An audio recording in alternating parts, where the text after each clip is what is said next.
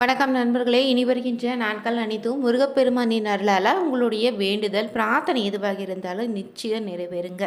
மேலும் இன்னைக்கு இந்த ஒரு வீடியோ பதிவில் எதை பற்றி பார்க்க போகிறோன்னா, சுமங்கலி பெண்களுக்கு ரொம்பவே ஒரு முக்கியமான நாளாக வரப்போகுதுங்க இந்த நாள். ஏன்னா இந்த நாளை விரதம் இருந்து வழிபட்டாலே கணவருடைய ஆயுள் கூடுன்னு சொல்லலாம். இந்த நாளை பார்த்தீங்கன்னா சுமங்கலி பெண்கள் இந்த ஒரு விஷயத்தை எப்படி வழிபட்டா மாங்கல்ய பலம் அதிகரிக்கும். மேலும் காரடியான் நோன்பு 2026ஆம் ஆண்டு எந்த நாளில் அமைந்திருக்கு, இந்த நாளில் எந்த முறையில் வீட்டில் தீபம் ஏற்றி வழிபட்டா பார்த்திங்கன்னா நம்ம வாழ்க்கையில் சரிங்க குடும்பத்தில் இருக்கக்கூடிய பிரச்சனைகள் நீங்கள் இந்த ஒரு நாளை தவற விடாதீங்க. மேலும் இந்த நாளை பற்றி சில சுவாரஸ்யமான தகவல்களை இந்த வீடியோவில் பார்த்து தெரிஞ்சுக்கலாங்க. மேலும் நீங்கள் புதியவராக இருந்தீங்கன்னா மறக்காமல் முற்றாக நியூஸ் சேனலை சப்ஸ்கிரைப் பண்ணிவிட்டு கூடவே இருக்க பெல் பட்டனை கிளிக் பண்ணிக்கோங்க. பார்த்தீங்கன்னா தனிப்பட்ட முறையில் உங்கள் வாழ்க்கையில் தொடர்ந்து பிரச்சனை இருக்குதான். கணவன் மனைவிக்குள்ளேயே அடிக்கடி சண்டை அதிகமாகிட்டே இருக்கான். இது ஜாதக ரீதியாக ஏதாவது பிரச்சனை இருந்தால் கூட இப்படி பார்த்திங்கன்னா சண்டை சச்சரவு வீட்டில் இருக்குங்க. நிம்மதியே இல்லாத சூழ்நிலை மாற வேண்டும் நினைச்சிங்கன்னா வீடியோவில் டிஸ்கிரிப்ஷனில் பார்த்தீங்கன்னா ஜோதிடர் நம்பர் கொடுத்துருப்போம். அந்த நம்பருக்கு கால் பண்ணி சிறப்பான ஒரு பரிகாரத்தை நீங்கள் பெற்றுக்கலாங்க. வாங்க நண்பர்களே, வீடியோக்குள்ளே போகலாம். இந்த காரடிய நோம்புன்னு பார்த்தீங்கன்னா சாவித்ரி தேவி தன்னுடைய கணவருடைய உயிரையே பார்த்தீங்கன்னா யமதர்ம ராஜாவோட இருந்து மீட்டு வருவதாக கடைபிடித்த ஒரு அற்புதமான விரத நாளுங்க. இதனால தான் கணவர் நீண்ட ஆயுளோடு இருக்க வேண்டும்னு நாம் பார்த்தீங்கன்னா கணவரை விட்டு பிரியாமல் அவரோடு எப்போதும் சேர்ந்து மகிழ்ச்சியாக வாழ வேண்டும்னு திருமணமான பெண்கள் இந்த விரதத்தை கடைபிடிக்கக்கூடிய வழக்கம் இருக்குது. இந்த நாளில் உபவாசமாக விரதம் இருந்தாலோ இல்லைன்னா கூட மகிழ்ச்சியான வாழ்க்கை அமைய எந்த நேரத்தில் இந்த ஆண்டு வழிபட வேண்டும்னு தெரிஞ்சுக்கலாங்க. இந்த ஒரு வழிபாடு பார்த்திங்கன்னா தீர்க்க சுமங்கலி வரன்னு சொல்லலாம். குடும்பத்தில் இதனால் ஒற்றுமையும் செல்வ வளமும் பெருகிடுங்க. பெண்கள் முக்கியமாக பார்த்திங்கன்னா திருமணமான பெண்கள் கடைபிடிக்கக்கூடிய அற்புதமான ஒரு விரதம்னு சொல்லலாம். இந்த நாள் பார்த்திங்கன்னா ரொம்பவே சக்தி வாய்ந்த விரத நாளாக இருக்குது. இந்த நாளை நம்ம முறையாக வழிபாடு செய்தாலே பெண்கள் பார்த்தீங்கன்னா எப்போதுமே உங்கள் குடும்பத்தோடு மகிழ்ச்சியாக நிச்சயம் வாழக்கூடிய வரன் உங்களுக்கு அமைங்க. இந்த நாளை நீங்கள் சுமங்கலி பெண்கள் என்ன செய்யணும், எப்படி வழிபடலான்னு தெரிஞ்சுக்கலாங்க.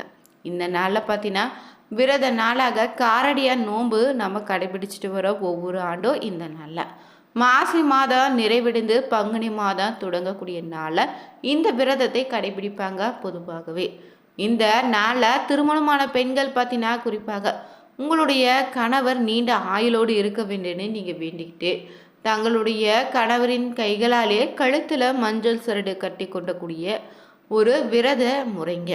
இந்த விரத நாளில் பார்த்தீங்கன்னா திருமணமாகாத கன்னி பெண்கள் தங்களுடைய நல்ல கணவர் அமைய வேண்டுன்னு தங்கள் கைகளில் மஞ்சள் கயிறே கட்டிக்கலாம் இந்த விரதம் இருக்கும்போது. அதே போல் இந்த ஆண்டு பார்த்தீங்கன்னா மார்ச் 14ஆம் தேதி சனிக்கிழமை அன்று அற்புதமான காரடியான் விரத நாளாக அமைந்திருக்குங்க. இந்த நாளில் நோன்பு அன்று பார்த்தீங்கன்னா குறிப்பாக பார்த்தீங்கன்னா தாலி சரடு மாற்ற வேண்டும்னு கேட்டால் அவசியம் கிடையாதுங்க. சரடு மாற்றிக்கொள்ளக்கூடிய வழக்கம் இருந்தால் நீங்கள் மாற்ற வேண்டிய தேவை இருப்பவங்க இந்த நாளில் மாற்றிக்கலாம். பொதுவாகவே இந்த நாளில் காலையில் தான் தாலி சரடு மாற்ற வேண்டும். சூரியன் மாறிய நேரத்தில் மட்டும் மாற்றாதீங்க. அதே போல் இந்த மாசி மாதம் நிறைவடைந்து பங்குனி மாதம் தொடங்கக்கூடிய நேரத்தில் நீங்கள் தாலி சரடு மாற்றிக்கொள்ளக்கூடியவராக இருந்தீங்கன்னா மாலை நேரத்தில் தாலி சரடு மாற்றிக்கலாம். இந்த ஆண்டு பார்த்தீங்கன்னா நள்ளிரவு 1 மணிக்கு தான் பங்குனி மாதம் பிறக்குதுங்க. அதனால் காரடியா நோன்பு வழிபாட்டினை இரவு நேரத்தில் கூட நீங்கள் செய்யலாம். அதே போல் இந்த வழிபாட்டினை செய்துட்டு விரதத்தை நீங்கள் நிறைவு செய்துக்கோங்க. மேலும் இந்த நாளில் விரதம் இருக்கக்கூடிய பெண்கள் பார்த்தீங்கன்னா அதிகாலையில் எழுந்து மஞ்சள் பூசி குளிச்சுட்டு விரதத்தை நீங்கள் தொடங்கிக்கணும். பிறகு இந்த நாள் முழுவதுமே முழு உபவாசமாக இருந்து விரதத்தை கடைபிடிங்க.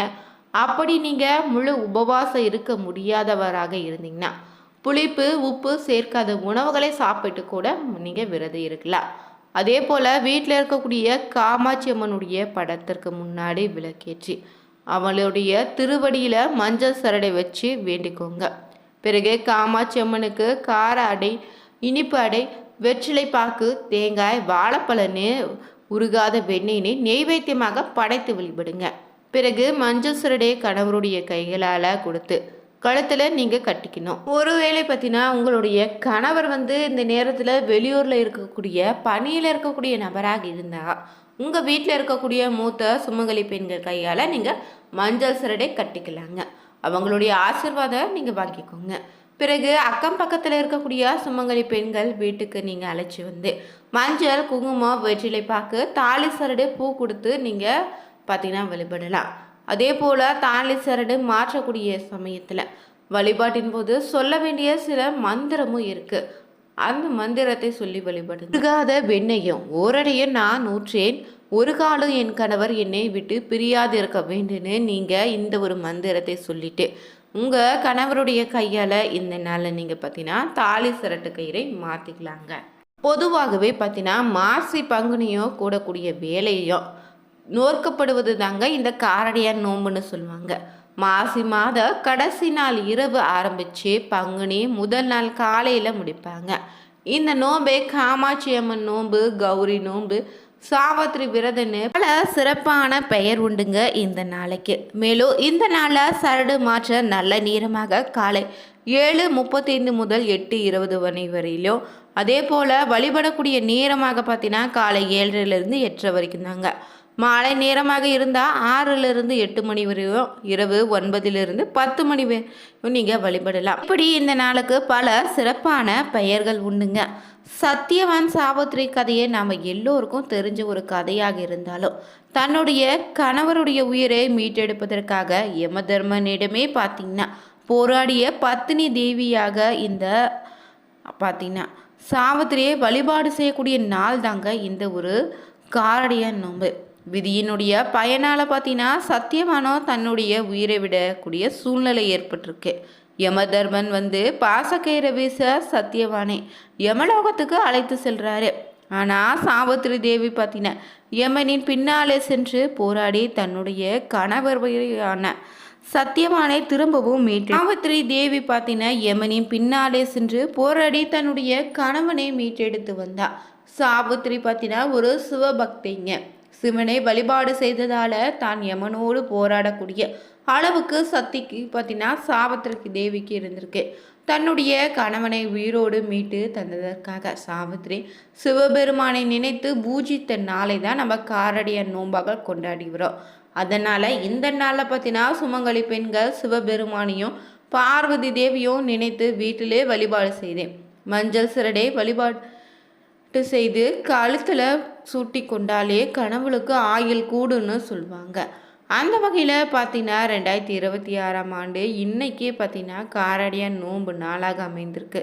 இந்த நாளில் பார்த்தீங்கன்னா ரொம்ப ரொம்ப சிறப்பான சனிக்கிழமை நாளோடு இந்த நாளில் பார்த்தீங்கன்னா சுமங்கலி பெண்கள் உங்களுடைய கைகளாலே நீங்கள் விரலி மஞ்சள், குங்குமம், ஒரு குங்குமச்சிமிலி இந்த 3 பொருட்களை வாங்கி பூஜையில் வைத்து வழிபாடு செய்து இந்த பொருட்களை தினமும் நீங்கள் பயன்படுத்தி வரும்போது கணவனுடைய மனைவிக்கு இடையே இருந்த பிரச்சனை நீங்கி ஒற்றுமை அதிகரிக்குங்க. தீர்க்க சுமங்கலி விரத பலனும் உண்டு. இதனால் பார்த்தீங்கன்னா குடும்பத்தில் நிச்சயம் மங்களம் உருவாகும். வாங்கிய குங்குமச்சிமிலியில் குங்குமத்தை போட்டு பூஜை அறையில் பார்த்தீங்கன்னா அம்பாளுக்கு முன்பாக வச்சு இந்த வழிபாட்டை மேற்கொள்ளுங்க. பிறகு அந்த குங்குமத்தை தினமும் உங்கள் கணவருடைய உண்மைக்காக நெற்றியில் இட்டுட்டு இந்த நாளில் பார்த்தீங்கன்னா வீட்டில் இருக்கக்கூடிய பெண் தெய்வத்தினுடைய படத்திற்கு இல்லைன்னா சிலைக்கு சந்தன குங்குமம் வச்சு வாசனை நிறைந்த மலர்களால் அலங்காரம் செய்து வச்சுட்டு சுமங்கலி பெண்களை வீட்டுக்கு நீங்கள் அழைத்து வழிபாடு செய்தீங்கன்னா குறைந்தது பார்த்தீங்கன்னா ஒற்றைப்படை எண்ணிக்கையிலாவது சுமங்கலி பெண்களை வீட்டுக்கு அழைத்து வழிபடுங்க. எத்தனை நபர்களை வீட்டுக்கு அழைக்கிறீங்களோ அத்தனை எண்ணிக்கையில் நோன்பு கயிறு தயார் செய்து வச்சுக்கோங்க. பிறகு எந்த ஒரு பெண் தெய்வமாக இருந்தாலும் அந்த தெய்வத்தின் படத்துக்கு முன்னாடி ஒரு வாழையில விரித்து அதில் கார அரிசி, காராமணி 2 செய்து இனிப்பு அடையாக செய்து வைங்க. பிறகு இதில் உருகாத வெண்ணெயை வைக்கணும். வெற்றிலை பாக்கு, வாழைப்பழத்தையும் சேர்த்து வச்சு தேங்காய் உடைத்து கற்பூரம் ஏற்றி பார்த்தீங்கன்னா தெய்வீக வாக்கியத்தை முழு மனதோடு சொல்லி அம்மனை வழிபாடு செய்யணுங்க. பிறகு கற்பூர தீப ஆராதனை அனைத்தையும் காட்டி முடித்த பிறகு கணவனுடைய கைகளால் நோன்பு கயிறை வாங்கி கழுத்தில் இல்லைன்னா கையில் நீங்கள் கட்டிக்கலாம். இந்த நாளில் தவறாமல் சுமங்கலி பெண்கள் நீங்களும் விரதம் இருந்து பார்த்தீங்கன்னா கணவருடைய ஆயுள் நீடிக்க தவறாமல் அம்பாள் வழிபாடுகளை மேற்கொள்ளுங்க. வீடியோ பிடிச்சிருந்தா லைக் பண்ணுங்கள், ஷேர் பண்ணுங்கள், கமெண்ட் பண்ணுங்கள். மேலும் நீங்கள் புதியவராக இருந்தீங்கன்னா மறக்காமல் உற்சாக நியூஸ் சேனலை சப்ஸ்கிரைப் பண்ணிக்கோங்க. Thank you viewers.